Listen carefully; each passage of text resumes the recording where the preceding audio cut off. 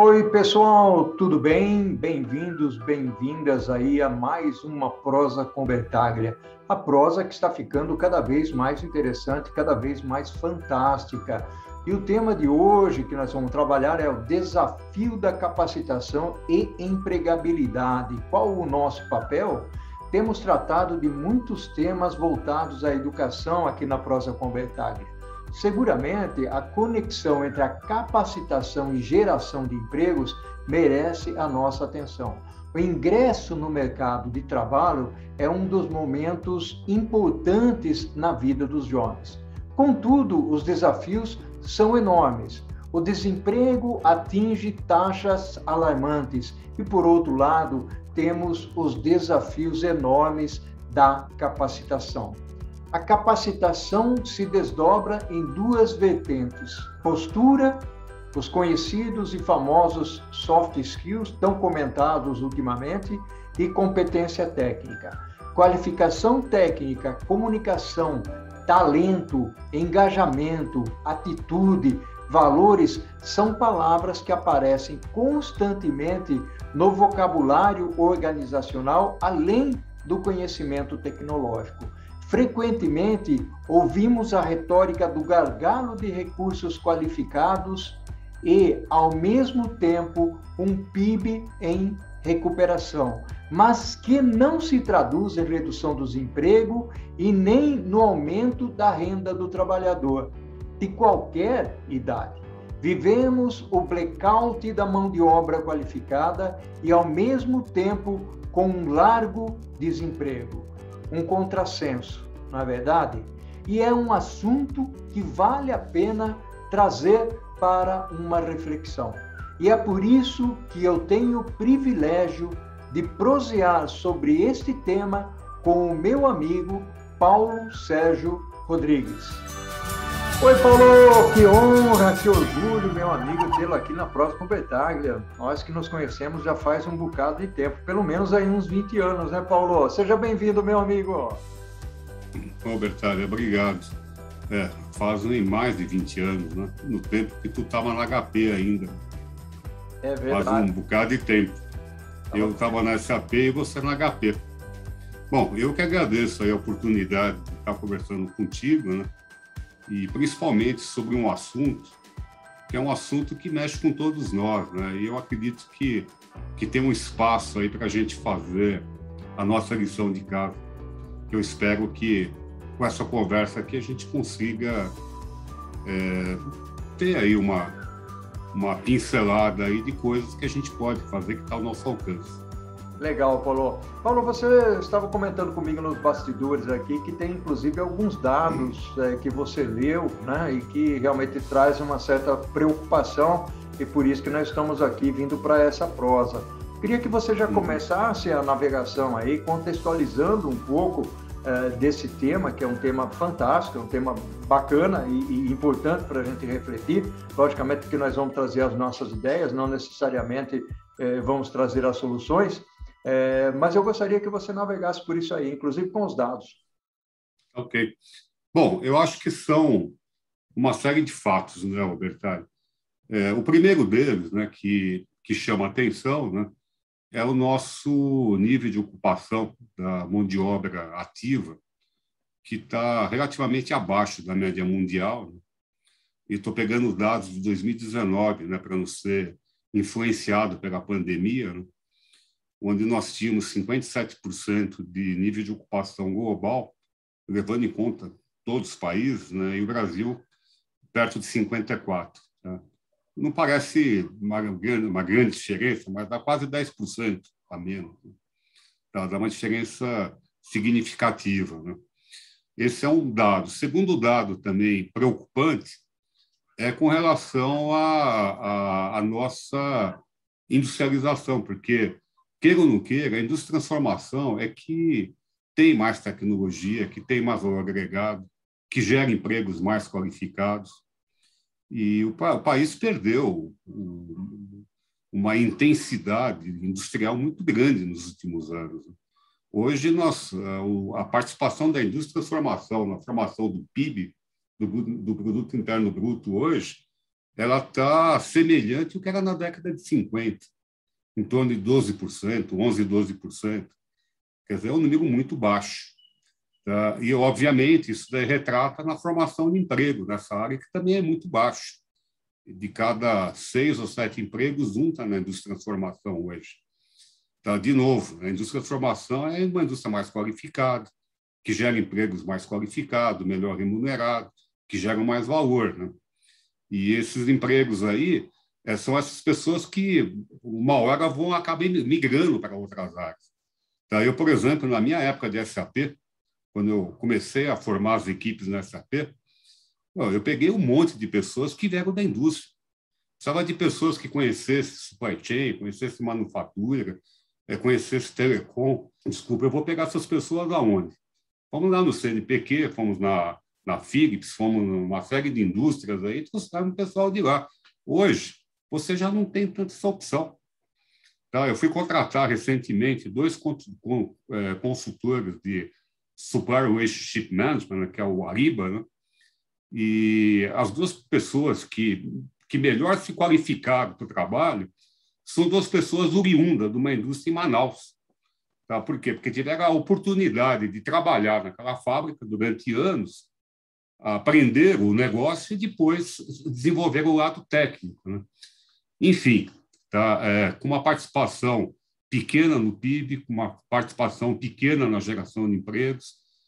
Isso daí é resultado da própria produtividade da mão de obra, né, que ficou estagnada nos últimos tempos. Enquanto China, Coreia, Estados Unidos estão em crescimento, nós ficamos parados, né? Então, isso daí faz com que a gente não seja competitivo. E não sendo competitivo, você acaba perdendo mercado, e acaba perdendo indústria, acaba perdendo emprego, e a capacitação vai embora junto. Não, e Esses são alguns dados, né? E é interessante, Paulo, o que você está falando, até porque nós estamos, aliás, são 2 fatores, né? Um deles, principalmente, é aproveitar a idade de atividade da população, né? Ou seja, a Perfeito. questão do envelhecimento, ou seja, se você tem uma população envelhecida, logicamente, talvez você até fale sobre isso, nós vamos ter um gasto muito maior, né? Onde quando nós poderíamos estar utilizando a população no momento onde ela é mais produtiva, que é o que acontece hoje basicamente com a Europa, e até com o Uruguai aqui, onde tem uma dificuldade muito grande porque a população envelheceu muito rapidamente, né? Então, isso fez com que desqualificasse em termos a mão de obra. Como é que você enxerga isso, Paulo, aí nesses dados que você coletou? Bom, Bertalho, antes de mais nada, o que eu quero dizer é o seguinte: o que nós estamos conversando aqui agora pode até ser tratado como uma opinião, até como um discurso que mais à frente a gente vai tocar nesse ponto, né, de diversidade, de inclusão, que eu acho que é uma coisa que não é o objetivo aqui agora, né? Quero deixar isso bem claro, né? Mas o fato o que você está falando chama-se bônus demográfico. Você imagina uma pirâmide, onde você tem na base da pirâmide os jovens, no meio da pirâmide a população economicamente ativa e no bico da pirâmide a população envelhecida. A regra do jogo é que o meio da pirâmide, que é o pessoal produtivo, sustente o topo da pirâmide e a base. E o bônus demográfico é quando você tem, dentro da tua organização como país, a maior quantidade de pessoas no meio da pirâmide. Uhum. Esse é o tal do bônus demográfico.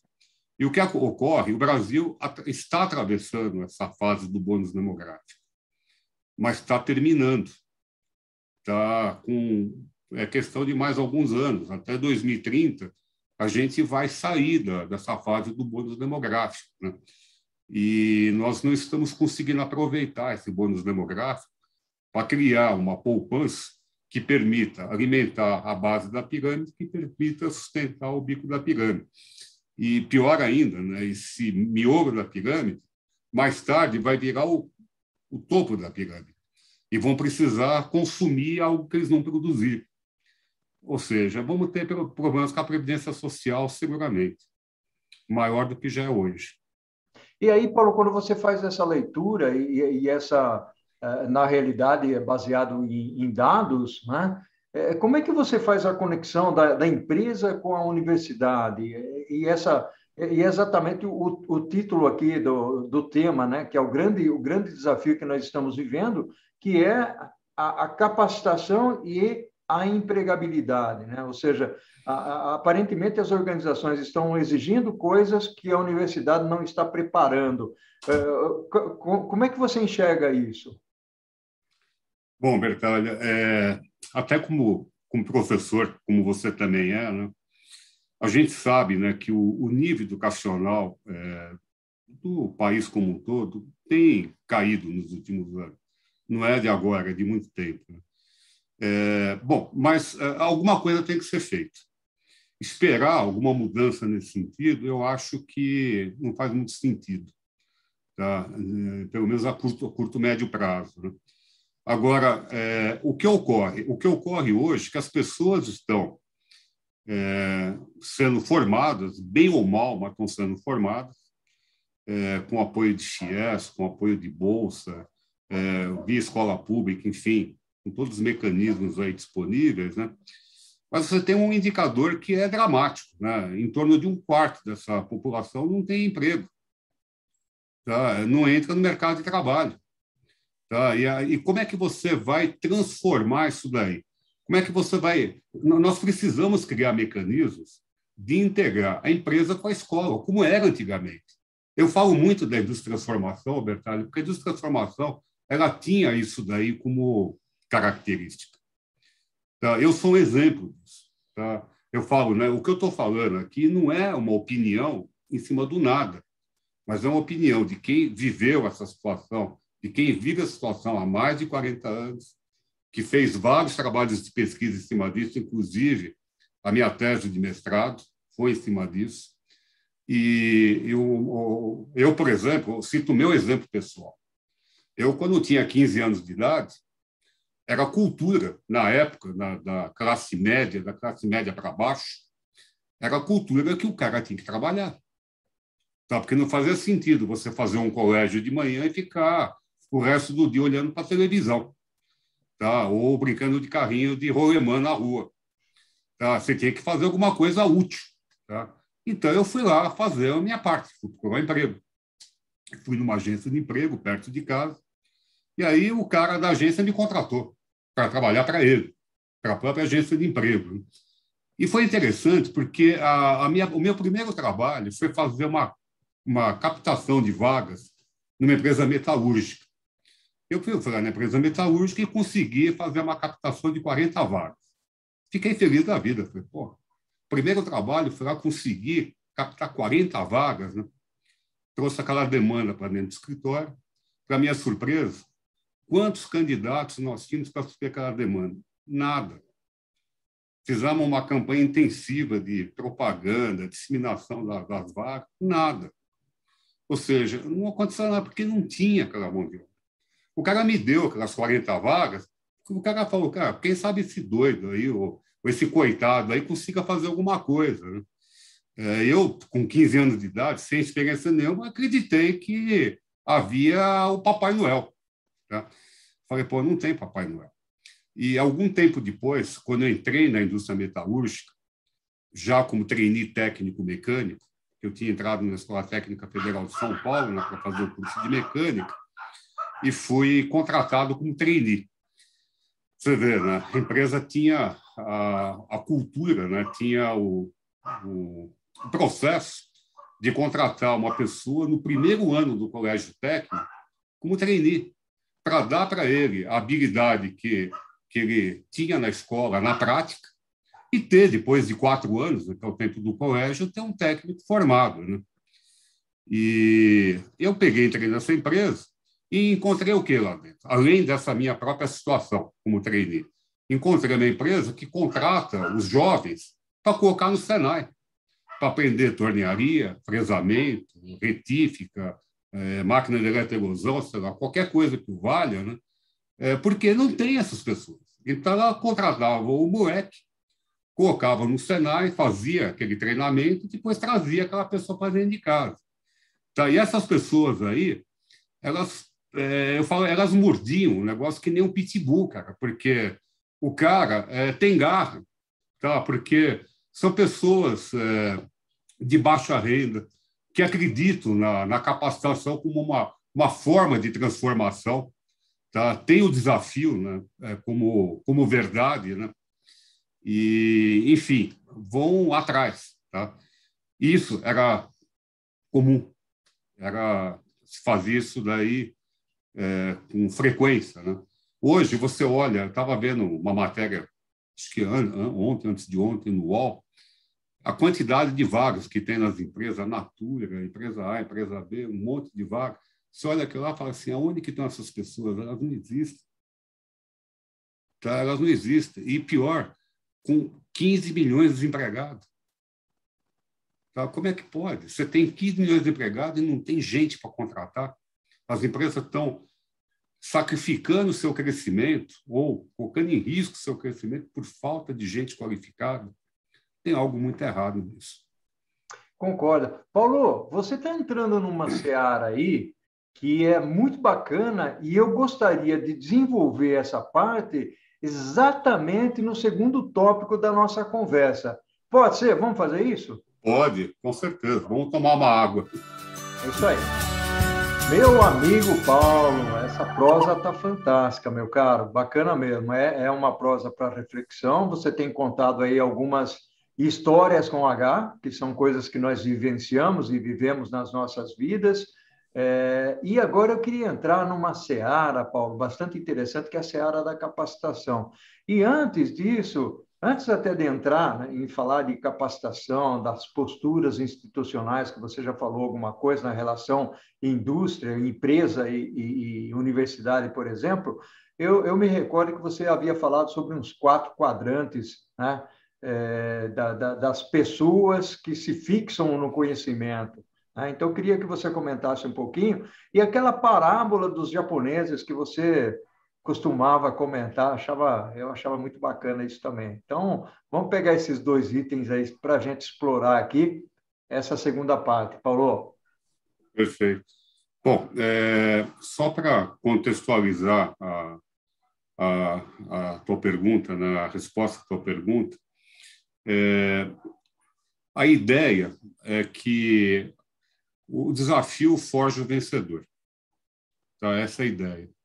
Sem desafio, sem calo na mão, é difícil a gente formar vencedores. Então, a parábola, né, que é uma história japonesa, né, uma história bem conhecida, né, onde os japoneses buscavam o peixe na costa do Japão e traziam o peixe para o consumo. Só que a população cresceu e a quantidade de peixe já não era mais suficiente. Eles tinham que ir mais longe. À medida que eles iam mais longe, eles demoravam para voltar. E aí tiveram que instalar câmeras frigoríficas dentro dos barcos para trazer o pescado congelado. Só que isso daí mexia no sabor do peixe. E o japonês não gostou do sabor do peixe congelado. Então, o que os japoneses fizeram? Criaram tanques dentro dos barcos para trazer os peixes vivos. E, mais uma vez, não deu certo, porque os peixes eles ficavam comprimidos dentro daquele tanque, de forma que aquilo lá também afetava o sabor do peixe. E, mais uma vez, o consumidor não gostou do sabor do peixe. Então, o que os pescadores japoneses fizeram? Colocaram pequenos tubarões dentro de cada tanque, de forma que aqueles pequenos tubarões iam comer alguns peixes, mas a grande maioria iam escapar do predador. E iriam se movimentar dentro daquele tanque de forma a manter quase que o habitat natural deles. E os peixes chegavam ao consumidor com frescor. Daí saiu o ditado, né, coloca um tubarão na sua vida. Tá? Na realidade, o tubarão foi um desafio para esses peixes. E quando você pergunta da questão dos quadrantes, está muito ligado com essa parábola.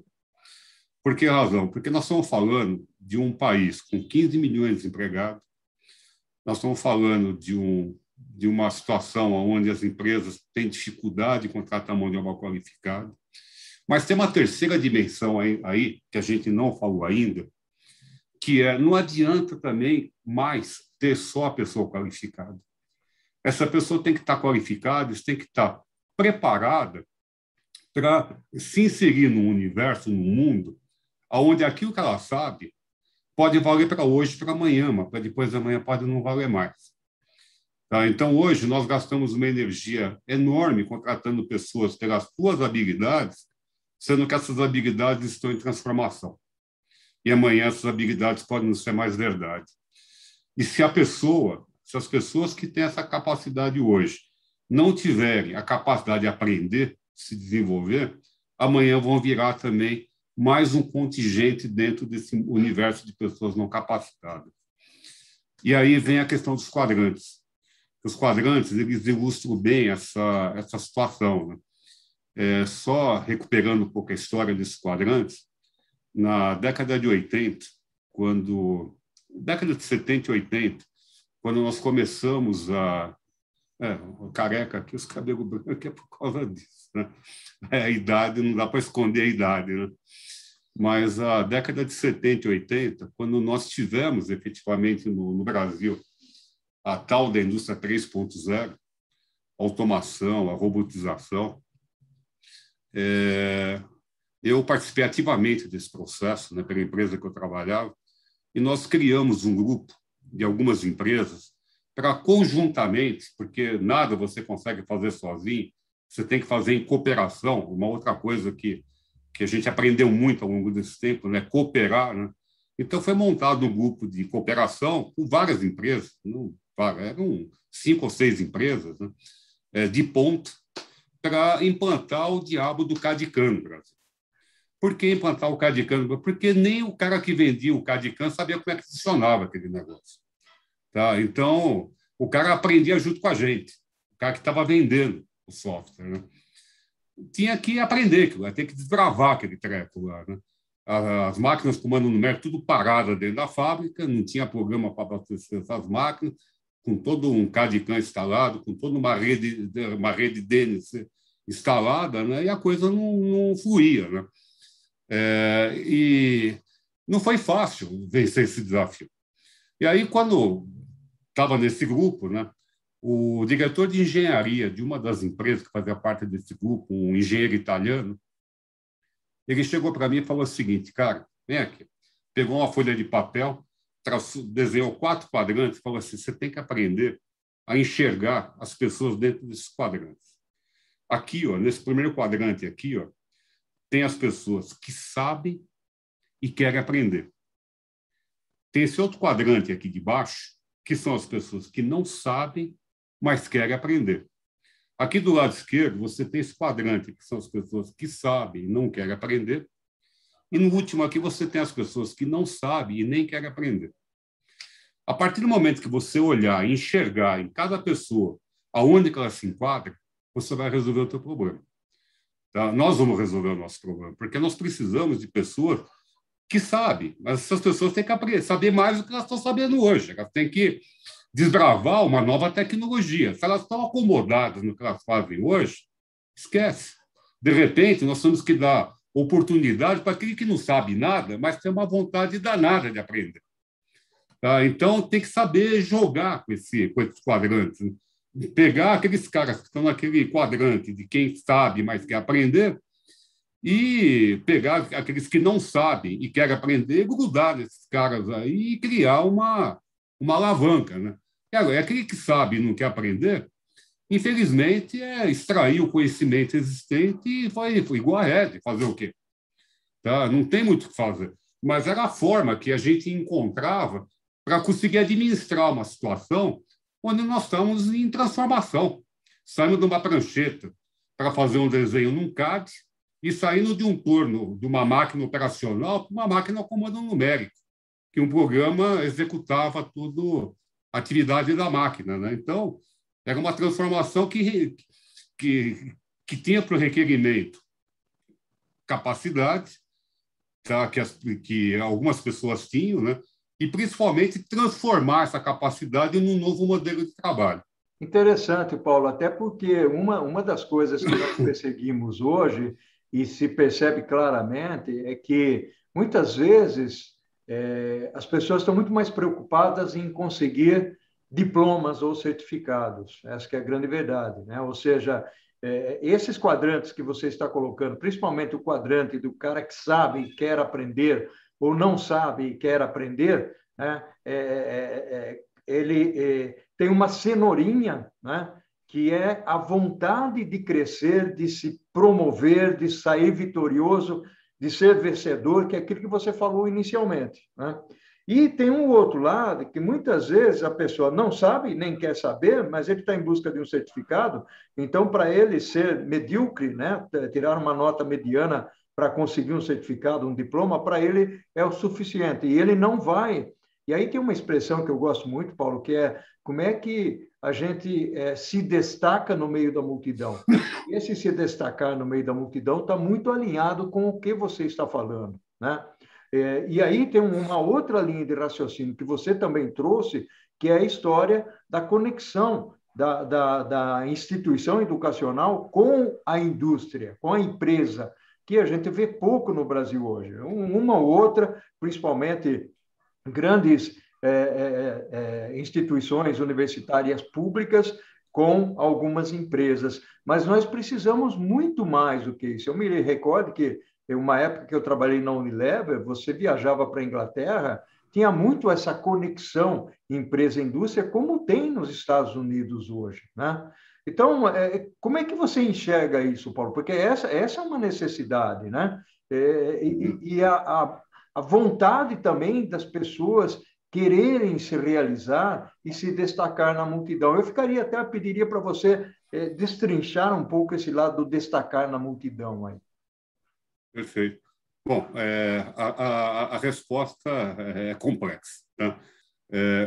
Mas o ponto é o seguinte, Bertalho, até fazendo aí o uso aí desse momento que a gente acabou de viver das Olimpíadas, olha os medalhistas olímpicos do Brasil, vê a história de cada um. Um treinando no terreno baldio, o outro fazendo surf na tampa de isopor da caixa de peixe do pai dele, o outro quebrando pedra lá em Salvador. São pessoas que se forjaram em cima do desafio, da dificuldade, né? O que eu queria colocar é esses quadrantes que eu desenhei, Bertalho.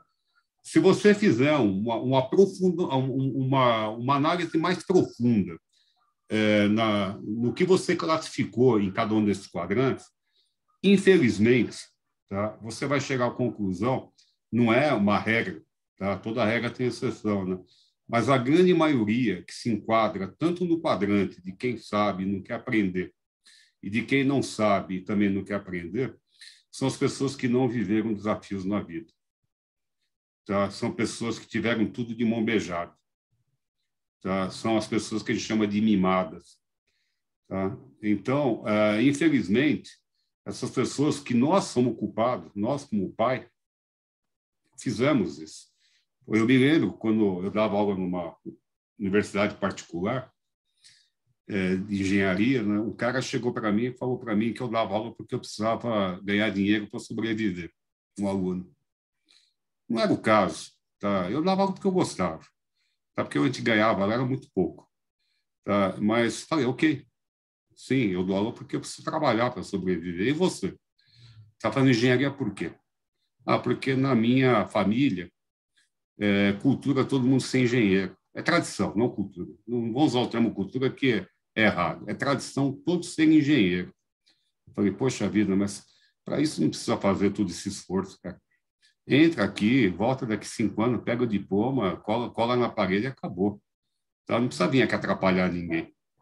Tá? Então, que desafio essa pessoa tem, cara? Nenhum. O desafio de ter um diploma, só isso. O que a empresa dessa família vai ter daqui a alguns anos com esse tipo de mentalidade? Seguramente vai ter problema. Tá? Então, Bertalho, tentando responder a tua pergunta, eu, particularmente, volto a repetir, não é um discurso de de diversidade, de inserção, não é. Mas é um convite às empresas olharem para esse monte de anúncios que tem no jornal, contrato analista de dados, contrato engenheiro de dados, contrato o cara. Ao invés de contratar esse cara, pega um aprendiz de feiticeiro, tá? E forma o cara. Tal como a gente fazia isso daí na indústria. Você vai ter uma pessoa muito mais qualificada. Não há pessoas no mercado com essa formação. Tá? Não adianta querer colocar anúncio no jornal, onde for, vou contratar pessoas. Tem até empresa que faz até propaganda. Olha, estamos contratando, em plena crise, estamos com 500 vagas em aberto. Só sorry, cara, não, isso daí nada é a mesma coisa. Então, onde que você encontra o anúncio? Estamos buscando tantos engenheiros, tantos matemáticos, tantos físicos, qualquer coisa que o valha, para um programa de treinamento. Te conto uma história, Bertalho. Meu filho, que hoje é presidente de uma empresa, é CEO de uma empresa, meu filho trabalhou comigo na BurnPoint. Tá? E na época da BurnPoint, eu era Manager Director lá, ele trabalhava comigo. E ele entrou no programa de trainee do Unibanco. Aí ele chegou para mim e falou, pai, eu entrei no programa de trainee do Unibanco, o que eu faço? Falei, vai embora. Ah, mas eu trabalho contigo aqui, filho. Você deu um grande passo.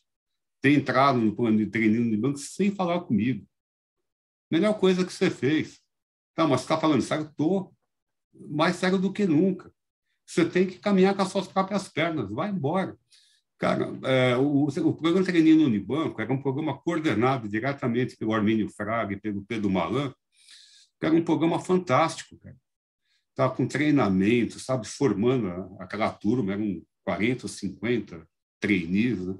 Dando um baita de um treinamento. Hoje, meu filho é CEO de uma empresa porque foi capacitado pelo programa de trainee do Unibanco. Então, se fosse contratar um cara para fazer o que ele fazia no Unibanco, o que ele faz hoje na empresa dele, provavelmente não iria encontrar. Tá? Então, eu acredito muito, de novo, pela experiência, por trabalhos de pesquisa, que a dificuldade forja o vencedor. Primeiro credo. Segundo credo, as empresas têm que acreditar nisso e olhar pelo que a pessoa pode ser amanhã, não pelo que ela é. Porque o que ela é hoje é temporário, amanhã pode não ser mais. Porque a própria tecnologia, o próprio ambiente, ele está numa transformação tão grande que hoje um perfil que se enquadra, amanhã pode não se enquadrar mais. Se a pessoa não tiver capacidade, não tiver um DNA para se adaptar, para se transformar, vai acabar vindo para o lado do rol dos não capacitados. Esse é o ponto que eu acho chave naquilo que eu queria colocar nessa conversa. Não, e Paulo, cá entre nós, eu concordo em gênero, número e grau com você, principalmente essa parte das dificuldades forjando as pessoas. Paulo, vou dizer uma coisa para você, fantástica a nossa prosa, né? Você falou com a alma, com o sentimento, gostei muito, depois no final deu o exemplo aí do seu filho, mostrando que as dificuldades forjam as pessoas realmente. Nós estamos terminando a nossa prosa aqui, uma prosa muito bacana, né? Muito legal, né? E que seguramente trouxe aqui uma luz, né? Trouxe aqui uma visão um pouco diferenciada em termos de reflexão para as pessoas que nos acompanham. Paulo, um abraço virtual para você. Tudo de bom. Grande abraço, Bertalho. Muito obrigado pela oportunidade da gente poder expressar nossas ideias de uma forma aberta, transparente, e que eu espero que de alguma forma seja útil para quem nos ouvir. Com certeza. Muito obrigado. Estamos juntos, meu amigo. Um abração. Estamos juntos. Tchau, tchau. Um abraço. E além. Tchau.